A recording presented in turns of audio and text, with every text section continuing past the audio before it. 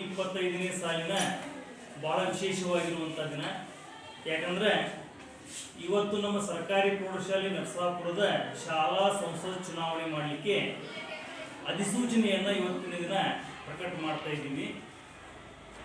ಅಧಿಸೂಚನೆ 18/7/2024 ಇವತ್ತಿನಿಂದ ನೀತಿ ಸಂಹಿತೆ ಜಾರಿ ಆಗ್ತದೆ.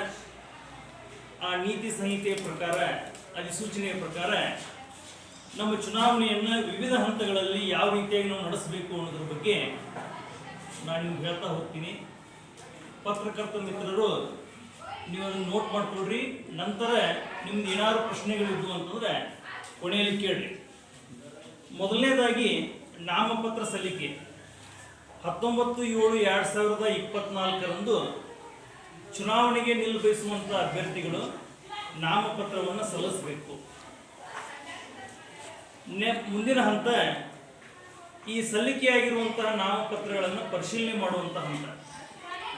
ನಾಮಪತ್ರಗಳ ಪರಿಶೀಲನೆ ದಿನಾಂಕ 20/7/2024 ಅವತ್ತಿನ ದಿನ ಅಭ್ಯರ್ಥಿಗಳಿಂದ ಬಂದಂಥ ನಾಮಪತ್ರಗಳನ್ನು ಪರಿಶೀಲನೆ ಮಾಡ್ತೀವಿ. ಮುಂದಿನ ಹಂತ ನಾಮಪತ್ರಗಳ ಹಿಂತೆಗೆತ. ಯಾವ ಅಭ್ಯರ್ಥಿಗಳು ನಾಮಪತ್ರಗಳನ್ನು ವಾಪಸ್ ತೆಗೆದುಕೊಳ್ತಾರಲ್ಲ ಅಂಥವ್ರಿಗೆ ಕೊನೆಯ ದಿನಾಂಕ 22/7/2024 ಅಂದರೆ ಜುಲೈ 22 ಅಂಥವ್ರಿಗೆ ಕೊನೆಯ ದಿನ ಆಗಿರ್ತದೆ. ನಾಮಪತ್ರಗಳನ್ನು ಹಿಂತೆಗೆದುಕೊಂಡ ನಂತರ ಅಧಿಕೃತ ಅಭ್ಯರ್ಥಿಗಳ ಪಟ್ಟಿಯನ್ನು ನಮ್ಮ ಇಲಾಖೆಯ ವೆಬ್ಸೈಟ್ನಲ್ಲಿ ನಾವು ಪ್ರಕಟ ಮಾಡ್ತೀವಿ. ಅದನ್ನು ಸೂಚನಾ ಫಲಕಕ್ಕೂ ಕೂಡ ನಾವು ಹಚ್ತೀವಿ. ಅದು ದಿನಾಂಕ ಯಾವುದು ಅಂದರೆ 23/7/2024 ಅಧಿಕೃತ ಅಭ್ಯರ್ಥಿಗಳ ಪಟ್ಟಿಯನ್ನು ನಾವು ಪ್ರಕಟ ಮಾಡ್ತೀವಿ. ಇನ್ನು ಮುಂದೆ ಚುನಾವಣೆಗೆ ನಿಲ್ಲುವಂತಹ ಅಧಿಕೃತ ಅಭ್ಯರ್ಥಿಗಳು ಚುನಾವಣಾ ಪ್ರಚಾರವನ್ನು ಮಾಡಲಿಕ್ಕೆ, ಬಹಿರಂಗ ಪ್ರಚಾರವನ್ನು ಮಾಡಲಿಕ್ಕೆ ನಾವು ನಿಗದಿಪಡಿಸಿದ ದಿನಾಂಕ 24/7/2024. ಆ ಒಂದು ದಿನ ಆ ಅಭ್ಯರ್ಥಿಗಳು ತಮ್ಮ ಒಂದು ಮತವನ್ನು ಯಾಚನೆ ಮಾಡಲಿಕ್ಕೆ ನಾವು ಅವಕಾಶ ಮಾಡಿಕೊಟ್ಟಿದ್ದೀವಿ. ಇನ್ನು ಮುಂದಿನ ಹಂತ ಬಹಿರಂಗ ಪ್ರಚಾರ ಅಂತ್ಯ 24ನೇ ತಾರೀಕು 4:45 ಬಹಿರಂಗ ಪ್ರಚಾರ ಅಂತ್ಯ ಆಕೈತಿ. ನೀವು ಬಹಿರಂಗವಾಗಿ ಪ್ರಚಾರ ಮಾಡುವುದು ಮುಗಿಸ್ಬೇಕು. ನೀವು ಬೇಕಾದ್ರೆ ಅಭ್ಯರ್ಥಿಗಳು ಯಾರಾದರೂ ಅಂದ್ರೆ ಮನೆ ಭೇಟಿ ಮಾಡೋದ್ರ ಮುಖಾಂತರ, ವೈಯಕ್ತಿಕವಾಗಿ ಭೇಟಿ ಮಾಡೋದ್ರ ಮುಖಾಂತರ ಏನು ಮಾಡ್ಬೋದು, ನೀವು ಪ್ರಚಾರವನ್ನು ಮಾಡ್ಬೋದು. ಕೊನೆಯದಾಗಿ ಚುನಾವಣಾ ದಿನಾಂಕ, ಮತದಾನದ ದಿನ 25/7/2024 ನಮ್ಮ ಶಾಲೆಯ ಸಂಸತ್ತಿಗೆ ಮತದಾನ ನಡೀತದೆ. ಅವತ್ತು ಎಲ್ಲ ಅಭ್ಯರ್ಥಿಗಳು ಮತದಾನ ಮಾಡುವಂತಹ ವಿದ್ಯಾರ್ಥಿಗಳು ಏನು ಮಾಡಬೇಕಪ್ಪ ಅಂತಂದ್ರೆ ತಮ್ಮ ಗುರುತಿನ ಚೀಟಿ ಯಾವುದೇ ಇರ್ಬೋದು, ಆಧಾರ್ ಕಾರ್ಡ್ ಇರ್ಬೋದು, ಅಥವಾ ನಮ್ಮಲ್ಲಿ ಕೊಡುವಂಥ ವೋಟಿಂಗ್ ಕಾರ್ಡ್ ಇರ್ಬೋದು, ಅಥವಾ ಒಂದು ಬ್ಯಾಂಕ್ ಪಾಸ್ಬುಕ್ ಇರ್ಬೋದು, ಏನಾದರೂ ನಿಮ್ಮಲ್ಲಿ ಗುರುತಿನ ಚೀಟಿಗಳಿರ್ತಾವಲ್ಲ ಆ ಗುರುತಿನ ಚೀಟಿಗಳನ್ನು ತಗೊಂಡು ಬಂದು ನೀವು ಏನು ಮಾಡಬೇಕು ಅಂತಂದ್ರೆ ಅವತ್ತು ಆ ವಿದ್ಯಾರ್ಥಿಗಳು ಮತದಾನವನ್ನು ಮಾಡ್ತಾರೆ. ಇನ್ನು ಕೊನೆಯ ಹಂತ ಫಲಿತಾಂಶ ಪ್ರಕಟ. ಚುನಾವಣೆ ನಡೆದಂತಹ ಸಂದರ್ಭದಲ್ಲಿ ಏನು ಮತಗಳಿಕೆ ಆಗಿರ್ತದಲ್ಲ ಅದನ್ನು ಫಲಿತಾಂಶವನ್ನು ಪ್ರಕಟ ಮಾಡುವಂತಹ ಮತ್ತು ಪ್ರಮಾಣ ಪತ್ರಗಳನ್ನು ವಿತರಣೆ ಮಾಡುವಂಥ ದಿನಾಂಕ ಯಾವುದು ಅಂದರೆ 26/7/2024.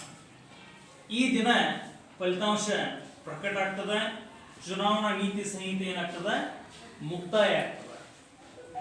ಇದು ಏನಪ್ಪಾ ಅಂದ್ರೆ ನಮ್ಮ 2024-25ನೇ ಸಾಲಿನ ಶಾಲಾ ಸಂಸತ್ ಚುನಾವಣೆಯ ವಿವಿಧ ಹಂತಗಳನ್ನು ನಾವೆಲ್ಲ ಪತ್ರಕರ್ತರ ಮುಂದೆ ನಾನು ಪ್ರಸ್ತುತಪಡಿಸಿದ್ದೀನಿ. ಇದ್ರ ಬಗ್ಗೆ ಏನಾದರೂ ನಿಮ್ಮ ಪ್ರಶ್ನೆಗಳಿದ್ದು ಅಂತಂದ್ರೆ ನೀವು ಕೇಳಬಹುದು. ಈ ಬಾರಿ ಚುನಾವಣೆಯಲ್ಲಿ ಎಷ್ಟು ಜನರು ಮತದಾರರು ಪಾಲ್ಗೊಂಡಿದ್ದಾರೆ ಸರ್?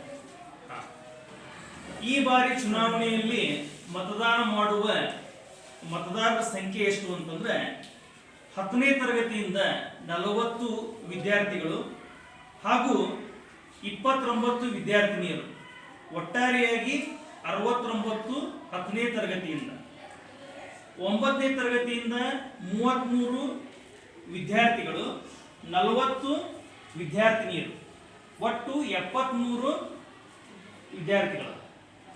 9, 10 ಎರಡು ಸೇರಿಸಿ 142 ವಿದ್ಯಾರ್ಥಿ ಮತ್ತು ವಿದ್ಯಾರ್ಥಿನಿಯರು ಈ ಸಲದ ಮತದಾನ ಮಾಡಲಿಕ್ಕೆ ಅವಕಾಶವನ್ನು ಪಡೆದುಕೊಳ್ಳಲಿದ್ದಾರೆ. ನಂತರ ನಾನು ನಮ್ಮ ಚುನಾವಣಾ ಆಯೋಗದಿಂದ ಒಂದು ಮನವಿ ಮಾಡ್ಕೋತೀನಿ, ಯಾರೂ ಕೂಡ ತಮ್ಮ ಮತದಾನವನ್ನು ಮಿಸ್ ಮಾಡ್ಕೋಬಾರ್ದು. ಪ್ರತಿಯೊಬ್ಬರು ಮತದಾನ ಪ್ರಕ್ರಿಯೆಯೊಳಗೆ ಭಾಗವಹಿಸಬೇಕು. ನೀವು ಪತ್ರಕರ್ತ ಮಿತ್ರರು ಕೂಡ ಏನು ಮಾಡ್ಬೇಕಂದ್ರೆ ಇದಕ್ಕೆ ಹೆಚ್ಚು ಹೆಚ್ಚು ಪ್ರಚಾರವನ್ನು ನೀಡಿ ಮತದಾನ 100ಕ್ಕೆ 100ರಷ್ಟು ಆಗುವಲ್ಲಿ ನೀವು ಕೂಡ ಒಂದು ನಿಮ್ಮ ಪಾತ್ರವನ್ನು ವಹಿಸಬೇಕಂತ ನಿಮ್ಮಲ್ಲಿ ಕೇಳ್ಕೊಳ್ತೀನಿ. ಚುನಾವಣೆಗಾಗಿ ಯಾವ ರೀತಿಯ ಕ್ರಮಗಳನ್ನು ಕೈಗೊಳ್ಳುತ್ತಾರೆ ಸರ್? ಶಾಂತಿಯುತ ಚುನಾವಣೆಗಾಗಿ ನಮ್ಮಲ್ಲಿ ಈಗಾಗಲೇ ಶಾಲೆಯ ವಿವಿಧ ವರ್ಗ ಕೊಠಡಿಗಳಲ್ಲಿ CCTV ಕ್ಯಾಮ್ರಾಗಳನ್ನು ನಾವು ಅಳವಡಿಸಿದ್ದೇವೆ.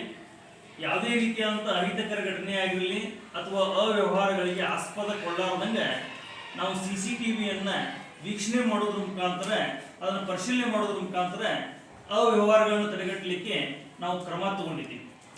ಎರಡನೇದು ಪೊಲೀಸ್ ಬಂದೋಬಸ್ತ್ ಮಾಡಿಸಿದ್ದೀವಿ. ಪೊಲೀಸ್ ನಿಯೋಜನೆ ಮಾಡಿ ಮತ್ತು CRPF ಸೆಂಟ್ರಲ್ ರಿಸರ್ವ್ ಪೊಲೀಸ್ ಫೋರ್ಸನ್ನು ಕೂಡ ಕರೆಸಿ ಯಾವುದೇ ರೀತಿಯಾಗಿ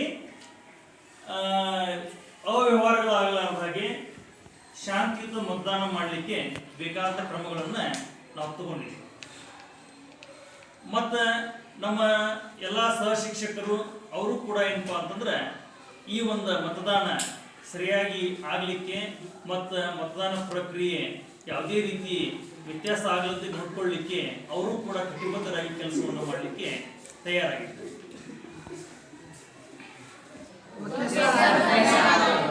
ನಿಮಗೂ ಕೂಡ ಧನ್ಯವಾದಗಳು. ಈ ಒಂದು ಮತದಾನ ಅತ್ಯಂತ ಪವಿತ್ರವಾದ ಕಾರ್ಯವಾಗಿದ್ದು ಎಲ್ಲರೂ ಕೂಡ ಇದರಲ್ಲಿ ಭಾಗವಹಿಸಲಿಕ್ಕೆ ನೀವು ಕೂಡ ಪ್ರೇರೇಪಿಸ್ತೀರಿ ಅಂತ ಹೇಳಿ ಭಾವಿಸಿ ಇವತ್ತಿನ ಈ ಒಂದು ಕಾರ್ಯಕ್ರಮವನ್ನು ಮುಕ್ತಾಯಗೊಳಿಸ್ತೇನೆ. ನಮಸ್ಕಾರ.